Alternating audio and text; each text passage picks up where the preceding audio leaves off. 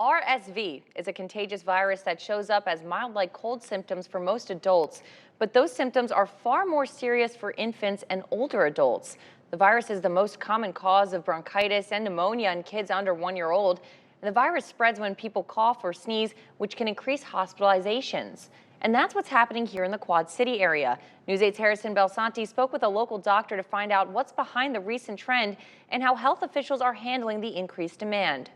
As respiratory illness rates surge across the country, local medical centers and hospitals have been busier than ever. After the holidays, we've seen a pretty good spike in both COVID and influenza. We're seeing quite a bit of strep. We're seeing sporadic RSV and sporadic whooping cough. But influenza strand A stands out for its severe symptoms. It tends to hit you really quickly.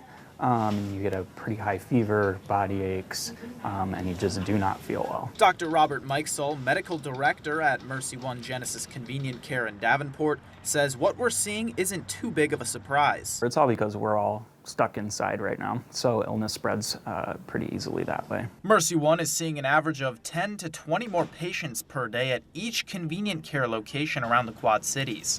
Health officials are urging people not to rush into the emergency room if they start experiencing signs of the flu. Unless your symptoms are severe, you do not need to go to the emergency room. Dr. Mikesell says influenza A can be managed with over-the-counter medicines like cough syrup or Tylenol.